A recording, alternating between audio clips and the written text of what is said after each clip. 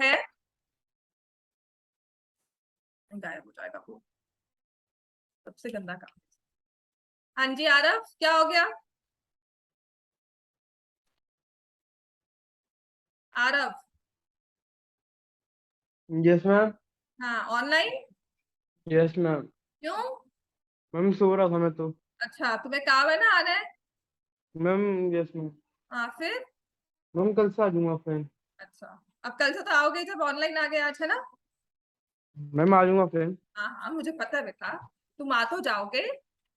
पता है मैं तुम्हें क्यों बुलाती हूँ? क्योंकि कल भी मुझे ही काम करवाना है। जो तुमने मिस किया है ना, तुम तो कह दो कि मैम नहीं समझ में आया, कल भी मुझे ही करवाना पड़ेगा। अच्छा मैं तो है नहीं, नहीं आया तो मैं क्या करूँ? वो मेरे दिमाग में लगता रहेगा यार उसको करवाया नहीं, उसको करवाना है, कैसे करवाऊं। इसीलिए मैं इस टाइम पे बुला रही हूँ। एक बार कर लो, रिविजन तो मैं करवाऊंगी ही। एक बार मुश्किल है, मुझे पता है प्रेशर है। पेरेंट्स का मुझे फोन भी आ रहा है, एक दो पेरेंट्स का, कि मैम प्रेशर बढ़ गया है। 10th में आ गए हो, बढ़ेगा ही। समझ में आ गया है? 10th में आ गया, एक बार तो 2 साल प्रेशर नहीं लिया हमने 8th और 9th में, ऑनलाइन लगाकर खूब मस्ती की है। 1 साल के बाद ये प्रेशर आना ही था। जितनी जल्दी कोप अप कर जाओगे उतना 10th इंप्रूव हो जाएगा। ये मार्क्स हर बार रहेंगे। अगर आप 7th में होती तब मैं होती, चलो कोई बात नहीं, रिलैक्स कर लो। ठीक है, लाइक माय किड्स जा रहे हैं 4th एंड 5th, तो मैंने कहा कोई बात नहीं, प्रेशर ले लेंगे जब लेना होगा। अब 4th 5th में उनके पीछे नहीं पड़ी हुई हूँ कि नहीं ये भी करो वो भी करो, 2 साल मस्ती की है। आपके लिए बहुत क्रूशियल स्टेज है ये मार्क्स। बाकी सब रहेगा कि marks don't matter, a piece of degree will not, a piece of paper will not decide my future, which is very true. But ये बातें सुनने में अच्छी लगती है, जब तक हम कुछ बनना जाए ना, हम बिल गेट्स ना बन जाए, तब लगेगा कि वो ड्रॉप आउट था। हम यहाँ बैठे हैं ना और मैं कहूंगी मैं ड्रॉप आउट थी जी, मैं आपको पढ़ा रही हूँ, तो ये कहेंगे मैम खुद तो ड्रॉप आउट थे और हमें पढ़ा रहे हैं, हमें ज्ञान दे रहे हैं। ये बात समझ में आती है। तो कल सक्सेसफुल हो जाओगे किसी अच्छे लेवल में, किसी अच्छे फील्ड में जाओगे, सब बातें ना आपकी, सब पुरानी बातें सब अच्छी लगेगी कि हाँ बच्चे ने ऐसी पढ़ाई की, बिल्कुल सही है, वो बहुत अच्छा है। जहां पर आपके पीछे थोड़ी भी कमी रह जाएगी, 10th में ना किसी ने नहीं पूछना है जी ऑनलाइन था जी, ये स्टेटस था वो स्टेटस था, ये सब बहाने होते हैं। सीरियसली मुझसे पूछो मेरे 10th के मार्क्स है, मेरे पास 10 रीजन होंगे, मैं 10th के मार्क्स नहीं बताऊंगी। बिकॉज मुझे पता है कि पर्सनली वो मेरे लिए अच्छा स्कोर नहीं था, मेरे हिसाब से। ठीक है ना? और जितना मैं कर सकती थी उतना नहीं किया था। हाँ there were issues, I know my issues, कि मैं क्यों नहीं स्कोर करवाई, मुझे वो सारे पता है। लेकिन मैं आपको वो इश्यूज बताऊंगी, आप कहोगे एवं ही है, मार्क्स तो नहीं आए। जो मुझे उस टाइम सबने कहा था मार्क्स तो नहीं आए ना, जो मर्जी बोलते रहो। तो ये सारे इश्यूज होते हैं ना इमोशनली, तुम्हारे पास स्ट्रेस है, ये सब है। ये आपको इसी स्टेज पर समझना है कि ये सारी जिंदगी रहेगा, कभी कम नहीं होता।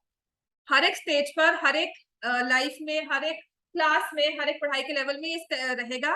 थोड़ी देर ये प्रेशर ले लो, पढ़ लो, आपका काम सिर्फ पढ़ने का है, पढ़ लो। अपने आप को समझाओ कि मैं किस तरह से अपनी अचीवमेंट को आगे बढ़ा सकता हूँ, क्या चीज से मुझे समझ में आएगा। फॉर यू दामिर, आई अंडरस्टूड, तुम सिर्फ बोलकर पढ़ो, अपने आप को समझाकर पढ़ो कि इसको ऐसे किया, अब इसको यहाँ से उठाकर यहाँ किया। सच में कहती हूँ इंप्रूवमेंट बहुत हो जाएगी। This is the only way you can improve, otherwise और कुछ नहीं कर सकता, because nobody can sit with you 24 hour. किसी दूसरे का समझाया तुम्हें कभी समझ नहीं आएगा। मैंने आपको एक बार फॉर्मूला करवा दिया। अच्छा डिस्टेंस फॉर्मूला क्या होता है बताओ? ठीक है आरव, मैं बोलती ज्यादा हूं, पर मार्क्स फिर जब आते हैं ना तो अच्छे लगते हैं। x2 minus x1 plus y2 का whole square plus y2 minus y1 का होल स्क्वायर। अच्छा डिस्टेंस फॉर्मूला हमने निकाला कहां से था? पाइथागोरस से। तभी इसके बीच में प्लस आता है, माइनस नहीं आता। क्योंकि हम क्या निकालते हैं? Distance formula is basically you find the hypotenuse of a triangle. Basically आप हाइपोटेन्यूज निकालते हो, तो इसीलिए बीच में प्लस का साइन आता है, माइनस का नहीं आता। समझ में आ गया ये? तो हमारे x1 y1 क्या होते हैं? पॉइंट्स। कोऑर्डिनेट में हमने 2 पॉइंट्स की पोजीशन डिसाइड की। अब यहाँ पर एक पॉइंट है x1 y1 और यहाँ पर है x2 y2। जैसे मर्जी जहां मर्जी ये पॉइंट एग्जिस्ट करते हो 4 क्वाड्रेंट्स में, इनके डिस्टेंस का फॉर्मूला यही रहेगा हर बार। इतना हमें समझ में आ गया। और इसके बेसिस पर हमने जितने भी क्वेश्चंस अब तक किए थे वो सॉल्व किए थे। तो हमने कर लिया था एग्जाम्पल नंबर 1 कर लिया था डिस्टेंस फॉर्मूला, एग्जाम्पल 2, एग्जाम्पल 1 किया था। To the point form a triangle, if so name the type of triangle form। Type of triangle नहीं किया होगा, वो रह गया था। सिर्फ ट्राइंगल और कोलिनियर पॉइंट्स पे मैं आ गई थी। चलो मुझे आप सिर्फ इतना बताओ, आपने लेंथ निकाली होगी AB की, जो एक आई थी √50। फिर निकाली थी BC की जो आई थी √52, और फिर निकाली थी AC की जो थी √2। क्लियर हो गया? अब उसने ना इसी क्वेश्चन में कहा है टाइप ऑफ ट्रायंगल, ये किस तरह का ट्रायंगल है। साइड्स इक्वल होती कोई भी दो तो हम कहते हैं आइसोसेलेस, है ना। तीनों इक्वल होती तो हम कहते हैं इक्विलेटरल। तीनों में से कोई इक्वल नहीं है तो हमने कहा स्केलीन। एक चीज और है जो आप साइड्स के बेसिस पे डिटरमिन करते हो, वो है राइट एंगल ट्रायंगल। समझ में आ गया? हमारे पास होता है राइट एंगल्ड ट्रायंगल। इसके अकॉर्डिंगली बना रही हूं। एक साइड को रखो √50, दूसरे साइड को रखो √2, तो क्या ये आएगा √52, विच आई से AC square plus AB square, और हमने किया BC स्क्वायर। AC स्क्वायर क्या हुआ, AB स्क्वायर क्या हुआ, और BC स्क्वायर क्या है? क्या इन दोनों का सम इसके इक्वल है? तो हमने क्या कहा, the given triangle is a right angle triangle. ठीक है, the given triangle is a triangle ABC is a right angle triangle, हमने बता दिया। क्लियर हो गया? Given triangle is a right angle triangle. अब करना क्या है, आपने साइड्स निकाल ली, साथ साथ ना ब्रैकेट में साइड के स्क्वायर्स भी लिख लिया करो, तो बहुत इजीली क्लियर हो जाएगा। टाइप ऑफ ट्रायंगल पूछा है ना, जहां साइड्स निकाली साइड पर उसके स्क्वायर करके भी लिख लो, फिगर आउट करना बहुत आसान हो जाएगा, क्योंकि आप डिस्टेंस फॉर्मूला में सिर्फ पाइथागोरस चेक कर सकते हो और कुछ नहीं चेक कर सकते। ठीक है? अच्छा, रूल होता भी है, how can I check if it's an obtuse angle triangle और एक्यूट एंगल ट्रायंगल। वो जब हम ट्रायंगल्स करते हैं ना, और अगर पाइथागोरस करेंगे तो उसमें आ जाता है। अभी फिलहाल वो उतना जरूरी भी नहीं है आपके लिए। चलो अब आते हैं एग्जाम्पल नंबर 3। स्टार्ट करें एग्जाम्पल 3। चलो, आरव समझ में आया ये? Yes ma'am. Distance formula class attend की हुई है एक भी? No ma'am. हाँ, तो फिर कैसे समझ में आ गया? मतलब अच्छी मतलब ठीक ठाक आया। कल समझ में आ गया, अच्छी बात है। एग्जाम्पल नंबर 3 निकालो बुक का। This is also a part of your case study, ये हमारी केस स्टडीज में बहुत बार ये दिखता है सेम। ठीक है,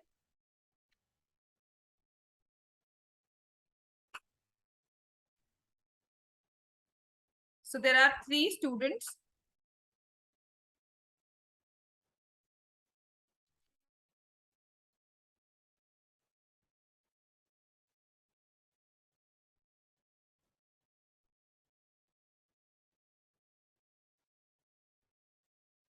ठीक है, दिख रहा है सबको ये? देयर आर, नहीं दिख रहा। Figure 7.6 shows the arrangement of desks in a classroom. Ashima, Bharti and Camilla are seated at A31. उसने आपको पोजीशन भी बता दी, A31। B की पोजीशन क्या है, 6-4, और C की है 8-6 respectively. Do you think they are seated in a line? Give reasons for your answer. तो इसमें हमें क्या चेक करने को कहा है, कोलिनियर पॉइंट्स। कोलिनियर पॉइंट्स में हमें क्या देखना है, यहाँ पे तो पॉइंट्स उसने स्पेसिफिकली ड्रॉ किए हुए हैं। आपको क्या निकालना होता है, लेंथ ऑफ AB, फिर क्या निकालना है, BC, और फिर क्या निकालना है, AC।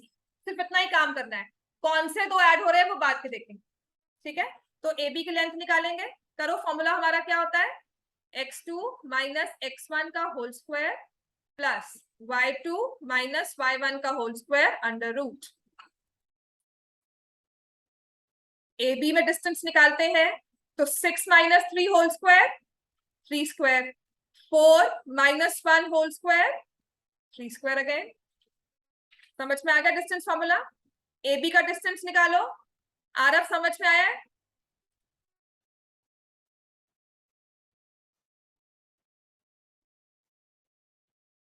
आरव मैम कर रहा हूँ। कर रहे हो?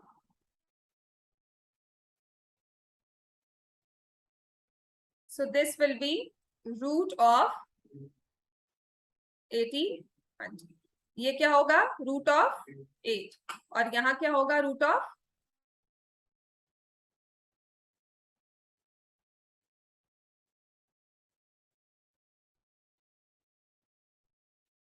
अच्छा 18 को क्या लिखेंगे 3√2 और 8 को क्या लिखेंगे 2√2 और 50 क्या हो जाएगा 5।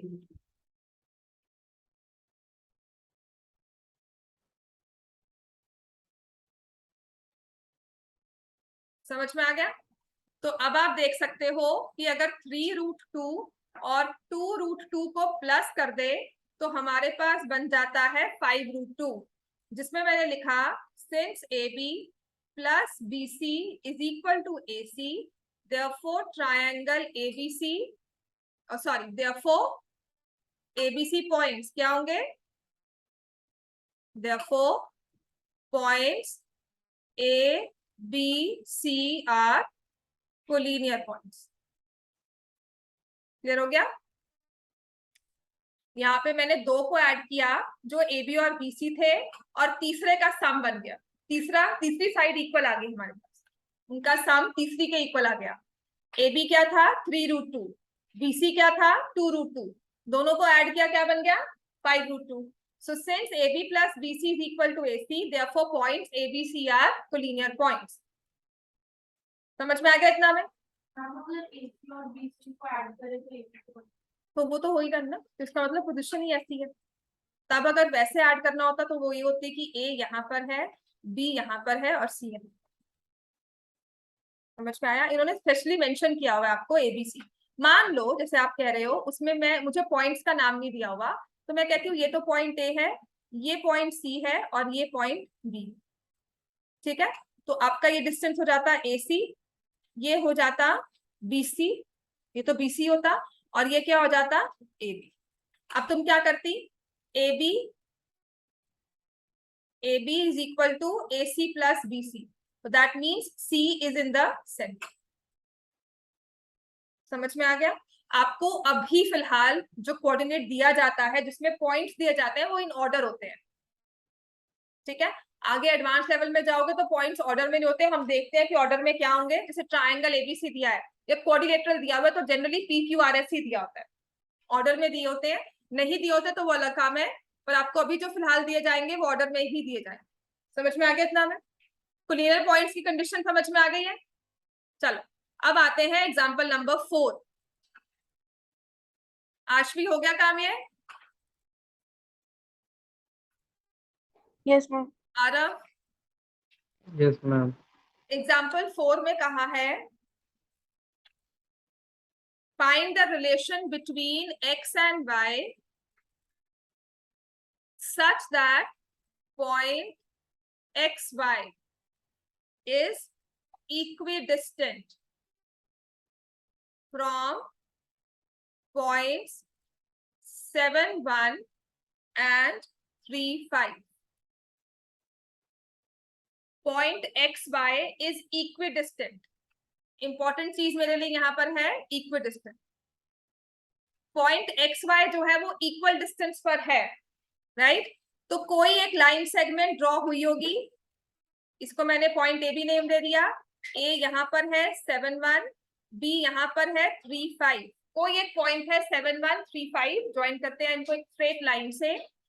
हमें एक ऐसा पॉइंट निकालना है विच इज XY